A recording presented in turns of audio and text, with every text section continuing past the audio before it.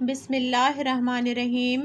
Crack high school سے آپ کی معلمہ سلمیٰ اعجاز جماعت دہم کے طلباء و طالبات کو ایک دفعہ پھر اردو لازمی کی کلاس میں خوش آمدید کہتی ہیں۔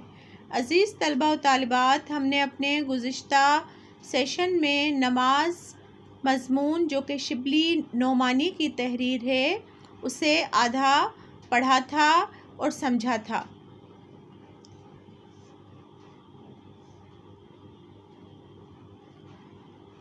عزیز طلباء و طالبات، صفحہ نمبر 14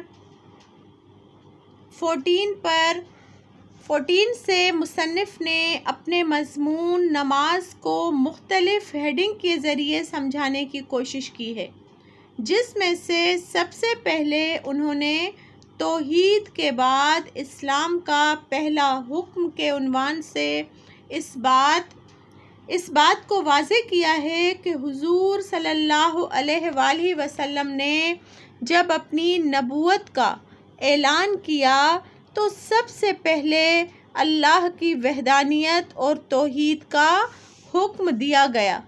اس کے بعد جو آپ کو دوسرا حکم ملا وہ نماز سے متعلق تھا، جس میں صرف اور صرف ایک معبود کی عبادت کو ہی عبادت کی معراج قرار دیا گیا۔ لات، منات، عزا سے کداور سونے چاندی کے بنے، اینٹ اور پتھروں سے تراشے ہوئے یا گوشت پوست سے بنے جانور نما خداؤں کو دھکیل کر گرا دیا گیا۔ ان کے خدا ہونے کی نفی کر دی گئی۔ صرف ایک واحد خدا کی عبادت نماز کو دنیا میں باقی رکھا گیا۔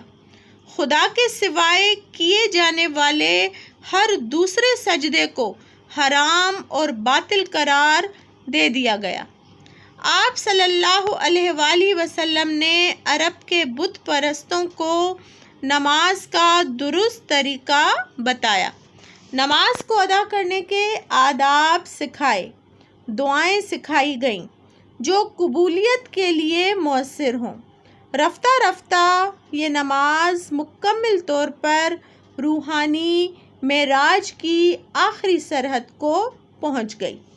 آپ صلی اللہ علیہ وآلہ وسلم نے سونے والوں کو جگایا، انجانوں کو تعلیم دی، بھولے ہوئوں کو بتایا، عیسائیوں کو بھی ایک خدا کی عبادت کرنے کا حکم دیا اور ساتھ ساتھ یہودیوں کو بھی نماز کے مسائل، خشوع و خضوع، راز و نیاز اور اس عبادت نماز کے اثرات سے باخبر کیا۔ آپ صلی اللہ علیہ وآلہ وسلم نے نماز کو خود اپنے عمل اور طریقے سے اس کی اصل روح اور شکل و صورت سے حقیقت میں ادا کر کے ناقابل تحریف اور غیر متغیر وجود بخشا۔ اسی عنوان نماز کے حوالے سے قرآن پاک میں موجود آیات اس بات کی گواہی دینے کے لیے کافی ہیں کہ حضور صلی اللہ علیہ وآلہ وسلم کو بھی وحی کے ذریعے آگاہ کیا گیا کہ خود بھی نماز پڑھو اور اپنے اہل و عیال کو بھی اس کا حکم دو۔ اس نماز پر جس کا مکے کے قیام کے زمانے میں ادا کرنا بہت مشکل ہے، پوری پابندی اور مضبوطی کے ساتھ جمے رہو۔ سورہ طٰہٰ کی آیت میں ارشاد الہی ہوا اور اپنے گھر والوں پر نماز کی تاکید رکھو اور خود بھی اس کے اوپر جمے رہو۔ ایک اور جگہ سورہ مومنون میں ارشاد باری تعالیٰ ہے، کامیاب ہیں وہ مومن جو اپنی نماز میں خشوع کرتے ہیں۔ اسلام میں نماز کا مرتبہ کے عنوان سے مصنف نے اس بات کو واضح کیا ہے کہ اسلام سے پہلے دنیا کے کسی مذہب میں بھی اپنے خدا کے سامنے بندگی کا اقرار کرنا، اپنی عبودیت کو ظاہراً اپنے رب کے سامنے کھڑے ہو کر حمد و ثنا، تعریف و توصیف کے انداز میں پیش کرنا اس کی معین اور متعین کردہ حیثیت سے ثابت نہیں ہوتا۔ کسی بھی مذہب کے ماننے والے، کسی بھی مذہب کے پیروکار کے عمل سے اس عبادت کی شکل و صورت واضح اور نمایاں نہیں تھی۔ حالانکہ اگر قرآنی تعلیمات کی روشنی میں دیکھا جائے تو ہم اس چیز کو واضح آیات کی صورت میں پڑھ چکے ہیں کہ روئے زمین اور دنیا میں کوئی بھی ایسا نبی نہیں آیا جس نبی یا رسول نے اپنی امت کو نماز پڑھنے کی تاکید یا ہدایت نہ کی ہو، مگر آج بھی اگر دیکھا جائے تو سوائے اسلام کے کہیں بھی ہمیں نماز کی نمایاں، واضح اور آخری شکل مؤکد صورت میں نظر نہیں آتی۔ اس کی وجہ یہی ہے کہ حضور پاک صلی اللہ علیہ وآلہ وسلم خاتم الانبیاء اور قرآن پاک خاتم الکتاب ہے۔ اس لیے ہی اس فرض عبادت نماز کو اللہ کے پسندیدہ دین اسلام میں کامل، مکمل، منظم، واضح اور مؤکد صورت و حیثیت دی گئی کہ یہی منظم شکل اور مؤکد صورت قیامت تک دنیا میں باقی رہے گی۔ نماز اسلام کی فرض عبادات میں ایسا فریضہ ہے جس سے کوئی بھی نفس جب تک کہ وہ اپنے ہوش و حواس میں باقی رہتا ہے چھوڑ نہیں سکتا۔ نماز کی ادائیگی اس پر فرض واجب ہوگی۔ اسلام سے پہلے دنیا میں جو مذاہب آئے ان میں نماز کو اہمیت نہیں دی گئی، کیونکہ وہ مذاہب خاص قوموں اور خاص وقت تک ہی محدود تھے۔ اس لیے ان کے یہاں عملی طور پر اس عبادت کو بجا لانے کی اہمیت جاتی رہی، کیونکہ اسلام دین الہی ہے، پروردگار کا پسندیدہ، جس کے نبی کو اشرف الانبیاء، خاتم النبیین قرار دیا گیا اور قرآن کو آخری کتاب کا شرف حاصل ہوا، تو عبادات کی روح سے بھی نماز کا بلند مقام اور بلند مرتبہ ہے۔ توحید خدا اور وحدانیت الہی کے بعد نماز کے فریضے کی ادائیگی کو ہر صورت میں اس کی عملی شکل کے ساتھ پیش کر کے نبی آخر الزماں صلی اللہ علیہ وآلہ وسلم نے اس کی اہمیت اور اصل روح سے مسلمانوں کے سامنے تبلیغ و تشہیر کی۔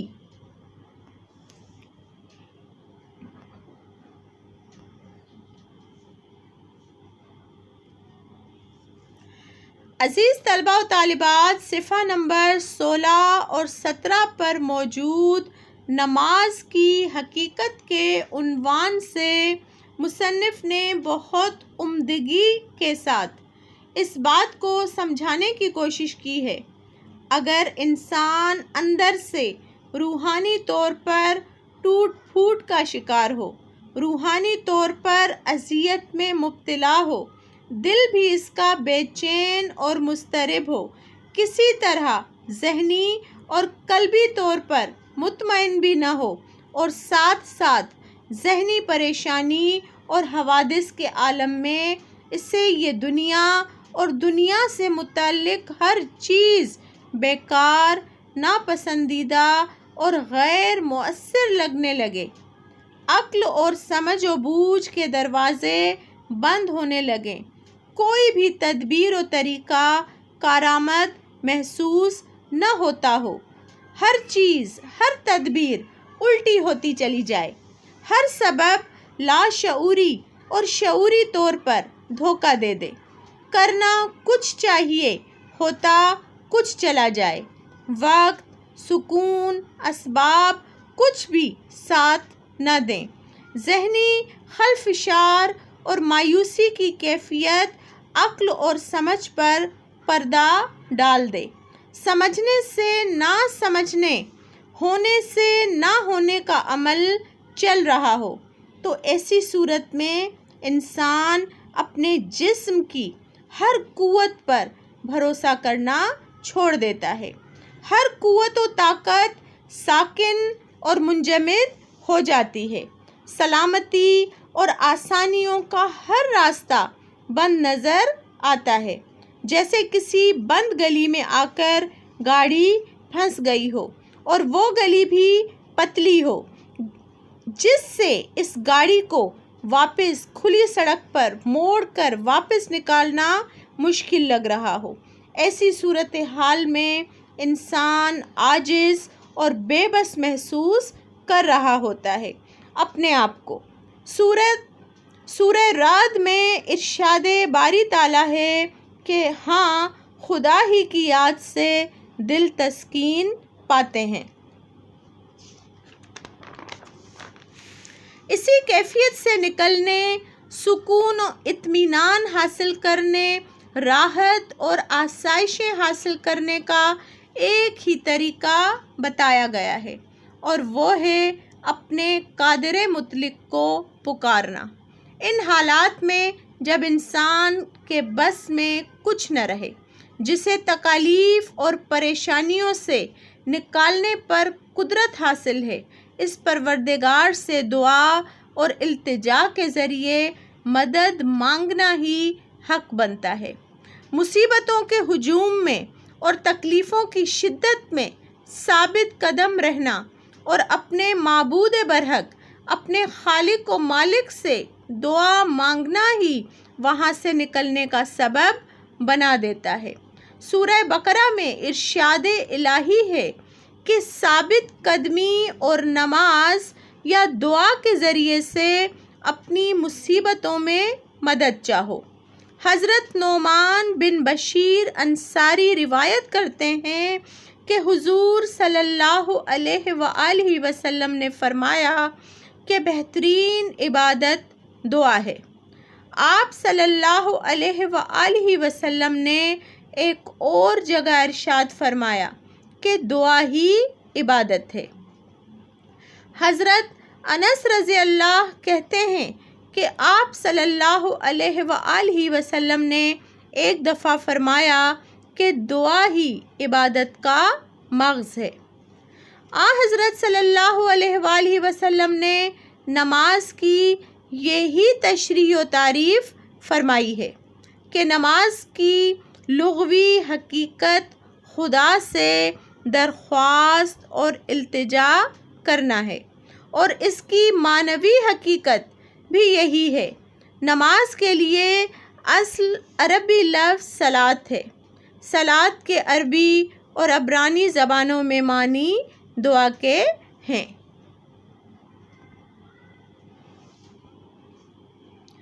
عزیز طلباء و طالبات، صفحہ نمبر 17 اور 18 پر مصنف شبلی نعمانی نے اپنے مضمون نماز سے متعلق کچھ مزید وضاحتیں نماز کی روحانی غرض و غایت کے نام سے درج کی ہیں۔ مصنف اس عبارت میں اس بات کی وضاحت کر رہے ہیں کہ اگر روحانی طور پر دیکھا جائے تو نماز کی اہمیت و ضرورت کیوں ہے آخر؟ نماز کی ضرورت و اہمیت اس لیے ہے کہ اس تمام کائنات کو خلق کرنے والے، پیدا کرنے والے، تمام عالم کو رزق عطا کرنے والے، سرزمین پر موجود تمام سلطنتوں کے سلطانوں کے سلطان، بادشاہوں کے بادشاہ، عظمت و جلال و قدرت رکھنے والے رب کی بے انتہا اور بے پناہ نوازشوں، اس کے احسانات، اس کی بخشش اور عطا کردہ نعمتوں اور رحمتوں، احسانات کا بے حساب شکر جب ہم اپنے دل اور زبان سے کریں، تاکہ ہمارے نفس و روح، دل و دماغ پر اپنی عاجزی اور بے چارگی کا نقش بیٹھ جائے۔ ہم اس عظیم اور کبریا عظمت والے رب کے سامنے اپنے آپ کو چھوٹا اور حقیر محسوس کرنے لگیں۔ پروردگار کی محبت ہماری نس نس میں بس جائے۔ اس کی محبت اور ہماری عاجزی کا سرور ہمیں اپنے اندر محسوس ہونے لگے۔ اس قادر مطلق کے ہر جگہ موجود ہونے کا تصور ہی اس قدر پختہ ہو جائے، یقین کامل ہو جائے کہ اس کی نظر ہماری طرف ہی ہے، وہ ہمیں ہر حال میں ہر جگہ دیکھ رہا ہے، نہ صرف ہمارے اعمال کے وقت بلکہ جسمانی افعال کو سر انجام دیتے ہوئے بھی، ظاہر میں اور چھپے ہوئے، اجالے میں اور اندھیرے میں، اندر اور باہر، اس کی بیدار نظر ہم پر ہی ٹکی ہوئی ہے۔ تو ہم ضرور غلط کام کرتے ہوئے، ناپاک ارادوں کو سوچتے ہوئے، مکروہ افعال و گناہ کے مرتکب ہونے سے پہلے اس بات کو سوچ کر ہی جھجک جائیں گے اور آخر گناہ کرنے سے باز رہیں گے۔ ایک پابند عبادت گزار اور مخلص نمازی کے دل پر نماز ادا کرنے کی عادت سے اس کے وجود پر، دل و دماغ پر نفسیاتی اثرات مرتب ہوتے ہیں۔ اس نمازی کے اخلاق و عادات پر اس عبادت کا گہرا اثر پڑتا ہے۔ قرآن پاک میں سورہ عنکبوت میں ارشاد باری تعالیٰ ہے کہ اور نماز کھڑی کیا کر کہ نماز بے حیائی اور برائی کی باتوں سے روکتی ہے، اور البتہ خدا کی یاد سب سے بڑی چیز ہے۔ بے حیائی اور برائی کی باتوں سے بچنے کا نام تزکیہ اور صفائی ہے۔ جس نے اپنے نفس کو برائی اور بے حیائی سے روکا اور اپنے آپ کو خدا کی یاد میں مصروف و مشغول کر دیا، تو اس سے بڑھ کر خوش بختی کوئی اور نہیں ہو سکتی، کیونکہ سورہ عنکبوت کی آیت میں یہ دو حکمتیں ہی بیان کی گئی ہیں۔ سورہ اعلیٰ میں ارشاد الہی ہے کہ کامیاب ہوا وہ جس نے پاکیزگی حاصل کی۔ نماز ہی انسانوں کو ان کی بری عادات، اخلاقی کمزوریوں، نفسانی خواہشوں سے بچا کر روحانی ترقی کی بلندی پر فائز کرتی ہے۔ انسان کی فلاح اور نجات کا ذریعہ پاکیزہ رہنے میں مضمر ہے، چھپا ہوا ہے۔ جو نماز پڑھے گا، اپنے پروردگار کا نام لے گا، وہ ہر وقت اس خوف میں مبتلا رہے گا کہ مالک ارض و سما، جو کہ بصیر بھی ہے، نظیر بھی ہے، دیکھنے اور سننے والا بھی ہے، میرے عمل پر ہر وقت اس کی نظر ہے، تو وہ اپنے نفس کا تزکیہ کرتے ہوئے برے اور غلط اعمال کو چھوڑ دیتا ہے، کیونکہ تزکیہ نفس کے ذریعے ہی دل کی صفائی ہوتی ہے، اور انسان اس بات کو پلے باندھ لیتا ہے کہ آخر خدا کے پاس لوٹ کے بھی جانا ہے۔ اس کا یہ اعتقاد اور ایمان اسے پاکیزہ رہنے میں مدد دیتا ہے، اس کے روحانی درجات اور ترقیوں کی منازل کو آسان بنا دیتا ہے۔ عزیز طلباء و طالبات، اس وقت آپ کے سامنے جماعت دہم کے لیے دیا جانے والا تحریری کام موجود ہے۔ سب سے پہلے دیے گئے سوالات کے جوابات تحریر کیجیے۔ پہلا سوال، ہم نماز کیوں پڑھتے ہیں؟ اگلا سوال، نماز پڑھنے کے 5 فوائد تحریر کریں۔ نمبر 3، نماز بے حیائی سے روکتی ہے، اس جملے کی وضاحت کیجیے۔ نمبر 4، نماز کی حقیقت اپنے الفاظ میں بیان کیجیے۔ نمبر 5، نماز دعا کا بہترین ذریعہ ہے، وضاحت کیجیے۔ امید کرتی ہوں تمام طلباء و طالبات عمدگی اور احسن طریقے سے اس سبق کے لیے دیا جانے والا تحریری کام صفائی کے ساتھ اپنے اردو ادب کے رجسٹر پر مکمل کرنے کی کوشش کریں گے۔